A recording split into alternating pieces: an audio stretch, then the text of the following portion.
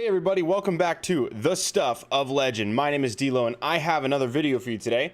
Today we're going to be talking about The Bad Batch and Loki. There's a couple of interesting things that have happened recently. Two characters that have been introduced to the series for both The Bad Batch and Loki. And I'm very excited about these because for both of them are characters I thought would have been intuitive to have added quicker into maybe some of the other projects that have been involved in their respective universes. But we're going to talk about these, and just a quick heads up, there will be spoilers discussing the series as they are ongoing. So if you haven't seen the series, this is a warning. We will be talking about some of the stuff that's happening in detail. Okay, so just know that. Let me cut over to the shot of just me so that I can say hello to you guys. Hey, welcome back to the channel. If you guys haven't already, please hit the subscribe button, like the video, leave comments in the chat, in the live, and also if you're watching this after the fact, please put them in the comment section below. It's going to help my videos and my channel grow, and I greatly appreciate that. I'm trying to get to 1,000 subscribers, so help me out there. We're almost there. And without further ado, let's go ahead and jump into today's topic. So today's first topic is the Bad Batch showdown evokes an unrealized Clone Wars duel. Now, this is a article from comicbookreview.com or cbr.com, and it's talking about the introduction of Cad Bane to the Bad Batch. Now, he's a character from the Clone Wars, and a lot of people are big fans of Cad Bane. I know that if you guys like Funko Pops, we've got some of these here. Cad Bane, I've had this one for some time now, but it was really cool to see him show up. I had a feeling they were going to introduce him again. He was one of the more famous bounty hunter characters from the series, one of the most well-respected and well-known, hired even by the Dark Lord of the Sith himself. I'm really pumped to see him back. His introduction into this recent episode was all the more drama on top of an already dramatic episode. Very powerful writing. I really love what they're doing on the Bad Batch. If you guys haven't checked it out, I highly recommend it.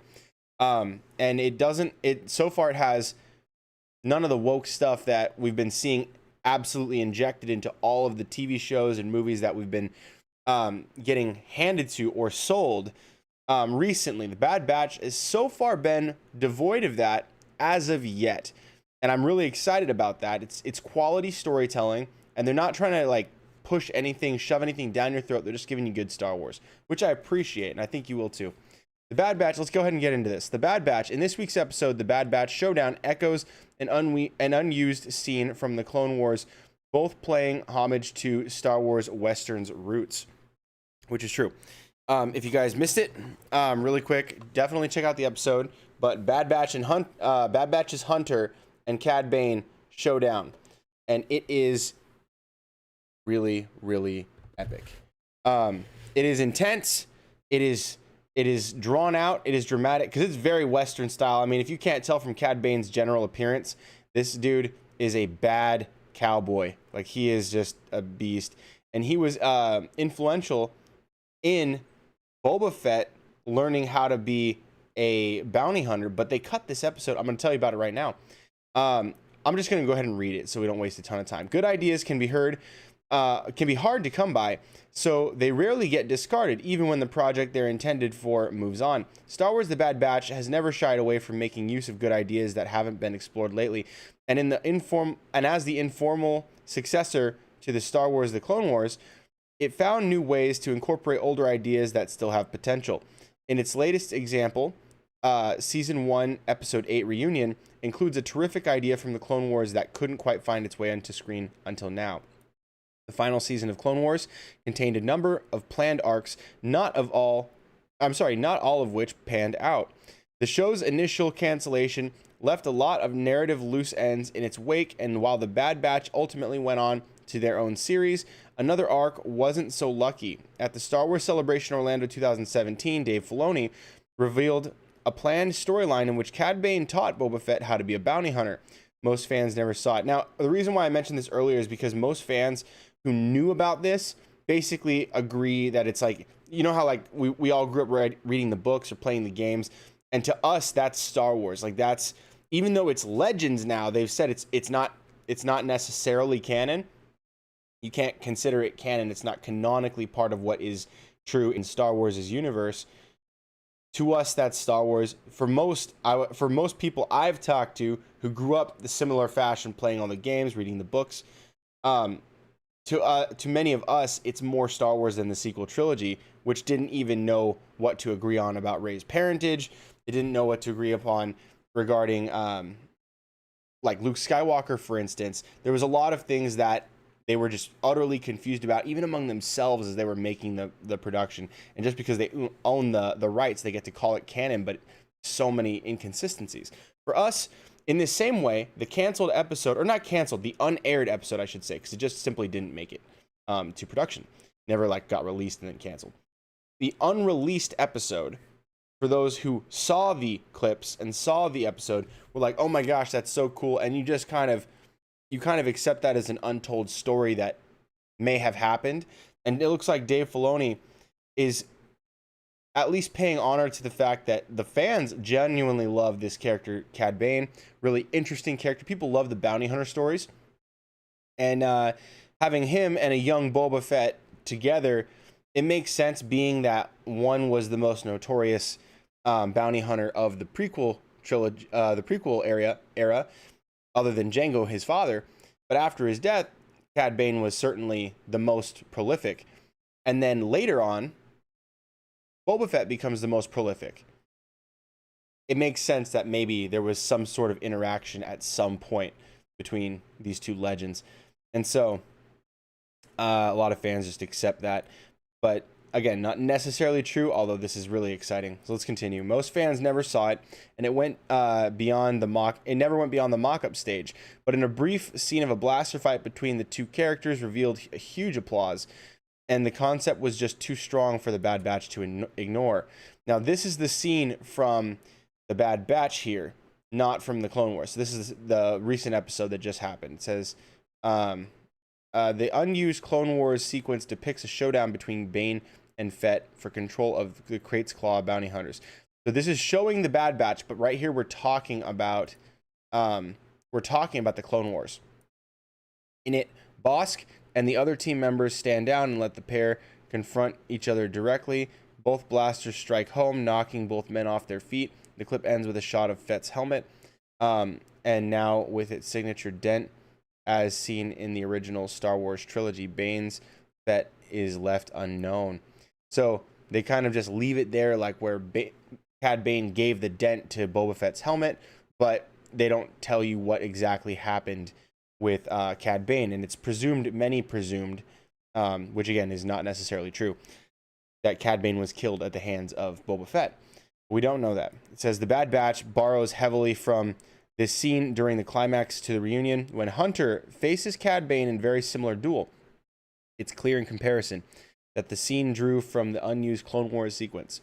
Starting with the combatants themselves, Hunter is a clone just like Boba Fett, and as Cad Bane explains before the showdown, he's killed enough clones to know how to do it properly. As with Boba, Hunter's armor saves him from a killing shot, allowing him to pursue the bounty hunter who is now abducted Omega. So again, these are the spoilers I was warning you about, but it is a really good series. If you guys haven't checked it out yet, again, Dave Filoni understands more than most people that Star Wars is about family, and that is what they are kind of doing here. They're giving us that unlikely family story between a band of brothers and now this sort of adopted, it's like a younger sister but functioning as a daughter figure. And it's really good. It's so good. I love the way they're building everything up, and just I like the voice actor who plays Omega. I can't remember the name right now, but doing a great job. Just really, really well done. I was worried at first. I thought it was gonna get like annoying, kind of like how Ahsoka was in the first season of the Clone Wars, or at least the first half of the first season. But she just like how Ahsoka quickly grew on the fans. Omega almost out of the gate grew on fans, and they keep her flawed for very obvious reasons, is that she's more relatable, and not annoyingly overpowered like so many other characters we know from specifically the sequels. It says, more than the circumstances themselves, it's the framing of the scenes that gives their connection away. Dave Filoni draws heavily from the westerns of Sergio Leone in his Star Wars projects, and that influence shines through in an overt homage to Leone's climactic showdowns here. In particular, the scene evokes the good, the bad, and the ugly, which ends in a similarly oval-shaped dueling ground. It also relies on extreme framing, with wide shots depicting the entire scene, intercut and with close-ups and forced perspective changes. Rapid editing cuts further heighten the tension, and even the music echoes Ennio Morricone's orchestral cues from Leone's work. The showdown also allows viewers to gauge the comparative skills of both Cad Bane and Hunter, since Boba Fett gave as good as he got and Hunter did not. It's unclear what the implications for that may be, but Bane's success here suggests that Hunter may be far from the fastest draw when it comes to the galaxy's underworld. In any case, it's a sign that the lingering influence of Leone and his ilk, not only on Filoni but on George Lucas as well, drew from the same traditions when he created Star Wars in the first place. Showdowns in Star Wars usually involve lightsabers, with the Jedi and Sith serving as the franchise's de facto gunslingers. Having missed the chance to present the concept in more traditional terms with the Clone Wars, Filoni wasn't going to waste a second opportunity with the Bad Batch.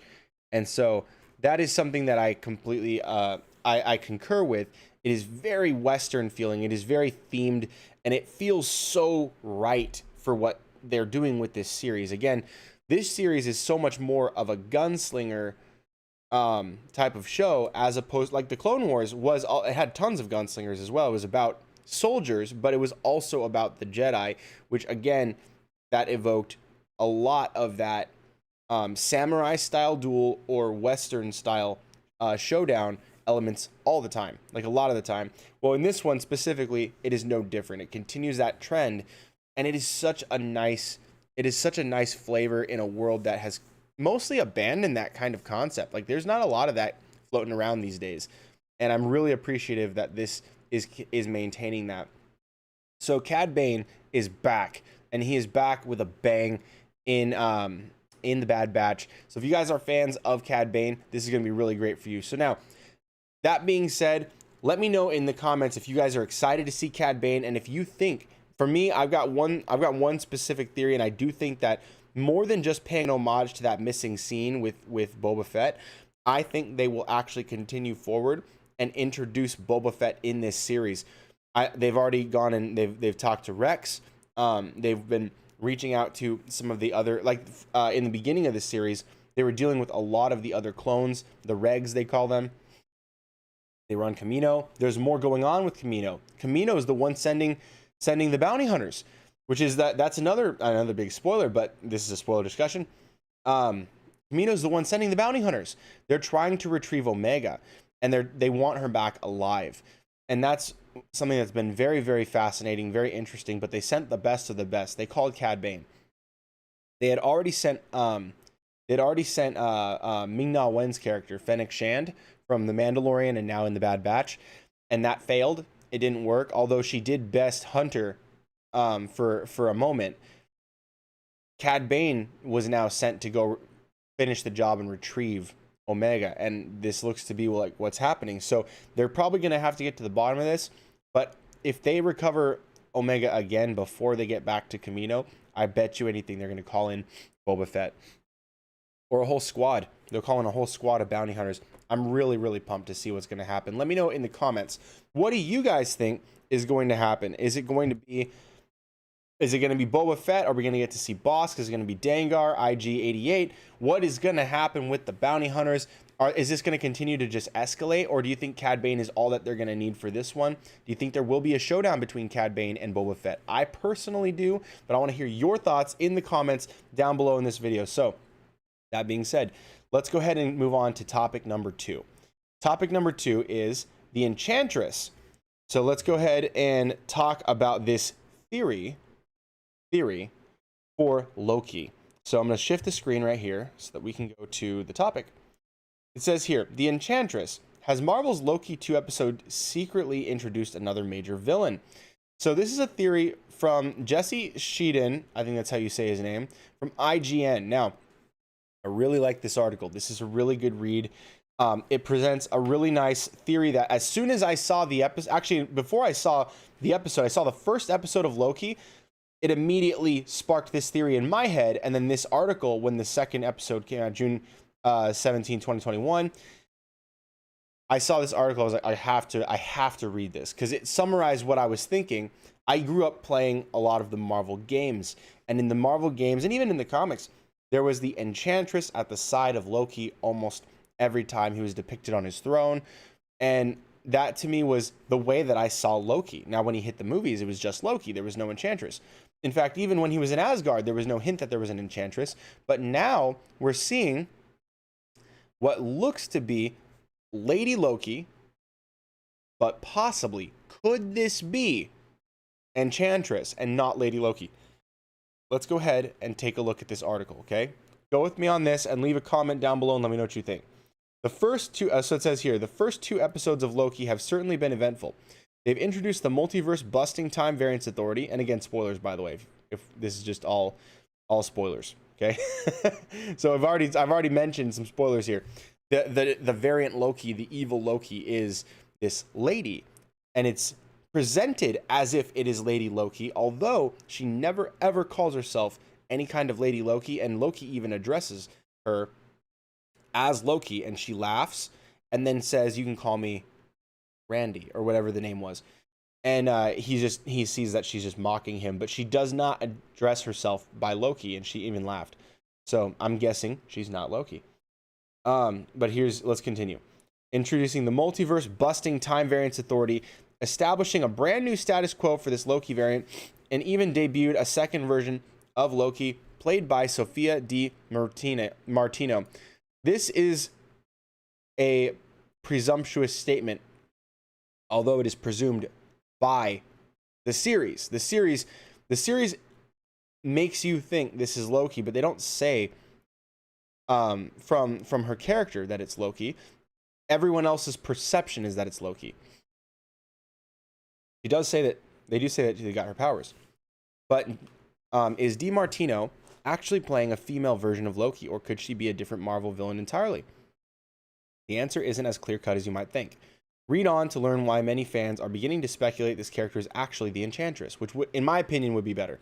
But let's continue on. It says the evidence for Enchantress, aka Sylvie Lushton. Eagle-eyed Marvel fans have spotted evidence DiMartino's character may actually be the Enchantress, whereas the character is generally listed as the variant in the end credits. Which again, it's like when people were calling it Baby Yoda, and they were like, "You can't call it Baby Yoda." Everyone's like, "Why not?" They didn't want to spoil it and say he's got a name, but he had a name, and it wasn't Baby Yoda, and he's not Yoda. He was Grogu. So, although we're still yet to learn more about his origins, other than the fact that he was on Coruscant before. It says here, the Castilian Spanish club. I'm sorry, this club. The Castilian Spanish dub, not club, instead lists the role as Sylvie. That also happens to be the first name of the second Marvel character to call herself Enchantress, Sylvie Lushton. Leading further fuel to the fire that IMDb lists the Walking Dead actress Kaylee Fleming as playing young Sylvie in episode 4. This all suggests DiMartino's character isn't simply Loki under a different form, but a unique person with her own identity separate from that of Loki Laufeyson. And for me, this is a very big deal because I don't enjoy as much when they just tokenize a character. Like if they have a character and they're like, this is a different version of that same character. Like, I get that Enchantress is a female sorcerer who's at Loki's side, dressed like Loki. It's totally the chick Loki, but she is her own character and she's been there for many, many years. To go Lady Loki, which is more recent, they did, again, for the same exact purpose as Enchantress already fulfilled. Enchantress was already that Lady Loki. They just said, oh, Loki is actually a female. And it's like, well, there already is a female kind of Loki. It's Enchantress. So she's like the OG. People are like, oh, well, there's comic book precedent for Lady Loki. Yeah, after the Enchantress. Like it's like, what are you just trying to replace her? Like, she's already there. So in my opinion, I like Enchantress better, and this is very interesting. This is the second version of Enchantress, not the Asgardian one. I think this is the human one, but we're going to read on. The human one that gets the Asgardian powers. It says, there's also the fact that Enchantress is a character known for wearing green costumes with blonde hair and clearly sums up Lady Loki's fashion sense, which is totally true. This is something that was very interesting when they first revealed the character in the show. The variant Loki is what they call her. She has blonde hair. Lady Loki has black hair, but Enchantress has blonde hair. And so that was something that was like, interesting. Okay, so that's not, it doesn't look like they're going for Lady Loki unless they're trying to do a hybridized version of Enchantress, which technically speaking, Lady Loki is already sort of an attempt to reach back and retcon Enchantress in a way. It's like the same thing. But here we go. It says, who is the Enchantress? As we mentioned, there have been two versions of the Enchantress in Marvel's Thor and Avengers comics. The first, Amora, is an Asgardian with powerful magical abilities. That's the one I knew before. As her name suggests, Amora is skilled at manipulating the minds of others and ensnaring the weak-willed. Amora originally clashes with Thor because Odin tasks her with eliminating the pesky mortal Jane Foster. That failed effort sparks an ongoing conflict between Amora and the Odin son. Thor is the one man whose love she cannot conjure, no matter what sorcery she employs. It's the one that got away. She could not have Thor. The second Enchantress is a human woman named Sylvie Lushton. Sylvie is granted magical powers by Loki himself, though he causes her to believe she's actually an Asgardian. Though often presented as an antagonist to teams like... Who is it? The Young Avengers. The Young Avengers.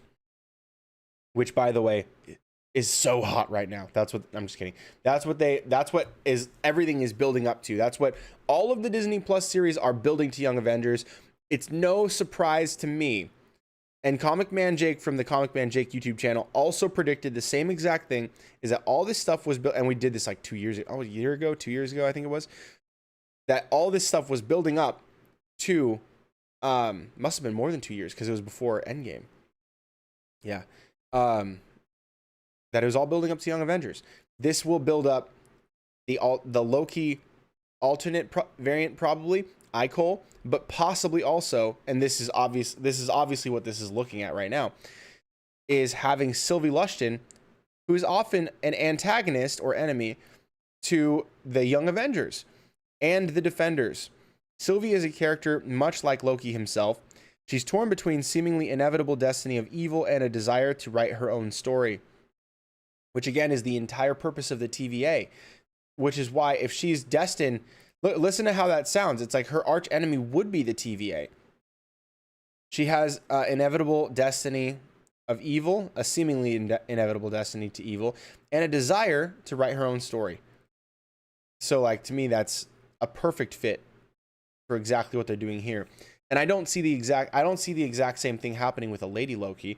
I see that happening for Enchantress. So now it says here, Lady Loki or the Enchantress. None of this is to say that DiMartino isn't still playing a female version of Loki. If anything, the character is most likely inspired by the Lady Loki of the comics, with the elements of the Sylvie Lushton version of Enchantress thrown in for good measure. The blonde hair may be a telltale sign of that blending. This wouldn't be the first time Marvel Studios has borrowed aspects of the Enchantress without including the character outright. In the comics, Amora is rarely seen without her faithful protector, Scourge the Executioner, by her side.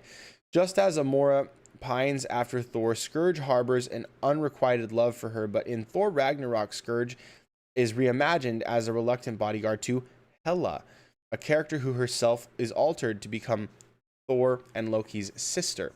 In short, the MCU has a habit of streamlining and tweaking the familiar Thor mythos. It's also worth pointing out that Marvel is already introduced an Enchantress-like character in the first season of Agents of S.H.I.E.L.D. Elena Satine plays Lorelei, an Asgardian character with similar powers of enchantment in the comics. Lorelei is actually Amora's sister, though that family connection isn't referenced in the show. Plus, there's a whole issue of whether Agents of S.H.I.E.L.D. is still considered to be part of the MCU canon. And as far as Kevin Feige is concerned, it's not, and I think he's even discussed that before. Is that he tries to keep them separate, but they're technically downstream. Everything that happens in Agents of Shield, as a fan, to me is canonical. I would like to think, but Kevin Feige was not in charge of that, and since then they have basically written it all off. So as far as we are currently aware, the most recent word on this subject is that everything that was done there is not official canon to the MCU. If anything, it's an alternate like universe. It's not the same, and they're gonna write it out, I'm pretty sure. So it says, based on the events of Loki episode 2, we're meant to assume DiMartino is playing a version of Loki from an alternate timeline, a potentially a future version of Tom Hiddleston's Loki. It's entirely possible that Loki has a different backstory. Perhaps she was cast out of Asgard and forced to live among humans, hence her taking up the Sylvie Lushton name. Episode 4's young Sylvie sequence may show us that tragic story. That life among humans might have profoundly affected her outlook on the universe and inspired what is clearly contempt for her male counterpart. It's worth remembering that even if DiMartino turns out to be playing a hybrid Lady Loki / Enchantress character, none of this necessarily prevents Marvel Studios from introducing a more traditional version of Enchantress in a future Thor movie. Amora could be still biding her time before emerging to cast a spell over Asgard. You know, it's very possible that could be the case, but I do think that if they do introduce this one, they're not going to do the other one. I'm not sure that they would. It's possible because, like, for instance, Black Widow is started out with Natalia Romanoff, but they are now introducing the other Black Widows in the Black Widow movie. Helena Belova and all the others, we're probably going to get to see like glimpses of, or cameos, or teases, or something mentions. And to me, I think it's all good in that respect. But in this case, I think the one that makes the most sense to me is, even though they may be doing a hybrid, just calling it a variant of Loki in her own universe, which you could totally get away with. It's clean enough to do that, I guess. But Sylvie Lushton is involved in the Young Avengers. That is clearly where they're going. Kang is going to be in Ant-Man and the Wasp 2, or whatever it's called, Ant-Man 3. And we've already got the twins from WandaVision is already introduced. There's going to be a lot of stuff that's coming down the pipe. We got what's his name? It's Patriot from Falcon and Winter Soldier has already been introduced again. Plus the Super Soldier Serum, that is likely going to be something that he takes and uses, has an issue with, and then gets his powers from a blood transfusion from his uncle. Ultimately, I think there's gonna be a lot of this stuff, which is the comic book origins. It's like it makes sense that this is going in that direction. I don't know if it is. Maybe they are doing a Lady Loki and just bending it so that it fits the same storyline as Sylvie Lushton. But to me, I would hope that they would just do Sylvie Lushton, especially if they've got in the credits, it's Sylvie Lushton. Maybe, if they're gonna hybridize it, fine. But Sylvie Lushton, Enchantress, it'd be better if she was her own character instead of just alt Loki. That's boring.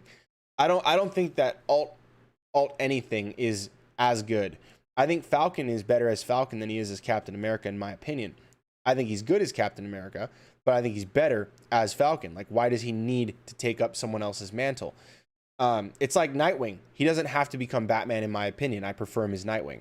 You know what I mean? It's like he was good already. And so, although the vibranium wings is pretty tight, I like that, and the new suit looks dope. Probably the most comic book accurate suit so far was from the Falcon and Winter Soldier. So yeah, to me, this is like a really, really good theory. I like where this is going. Plus, she actually laughed when he called her Loki, and I think that is very telling. I think obviously Kevin Feige could just be writing this in a way that makes it so we all think it's going towards Sylvie Lushton, and they're just gonna be like, no, it is Lady Loki. But that's a bummer.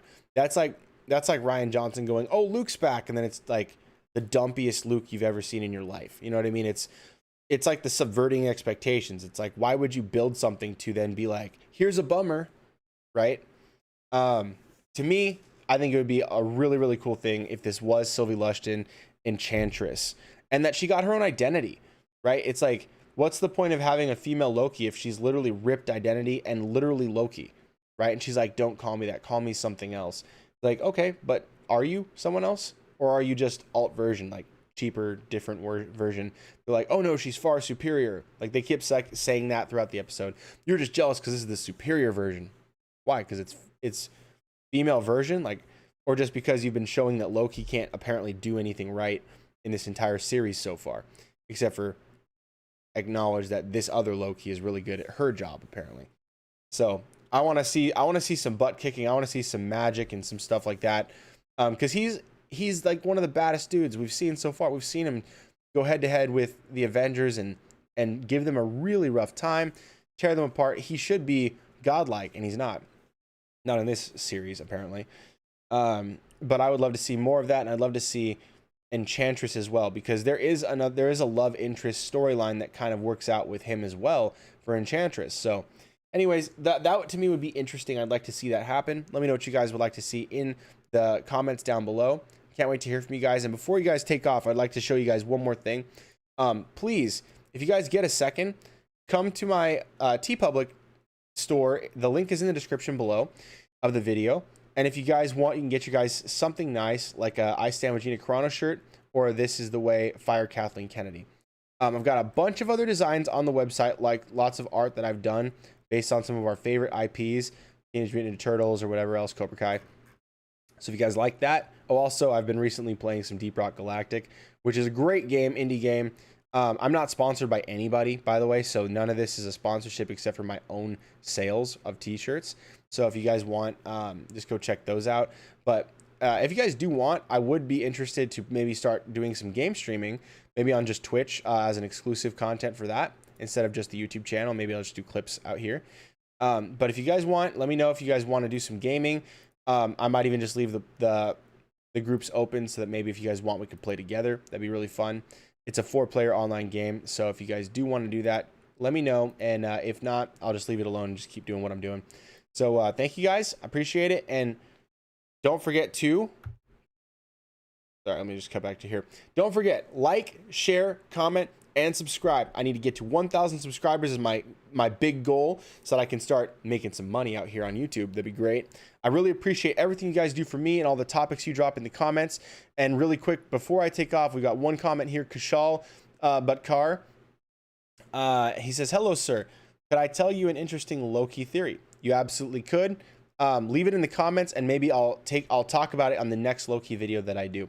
I try to get to 1 video a week, although I've been on vacation for the last week, so I was out, didn't have the ability to do a YouTube video, but I'm back. So thank you guys for being patient, and you guys rock.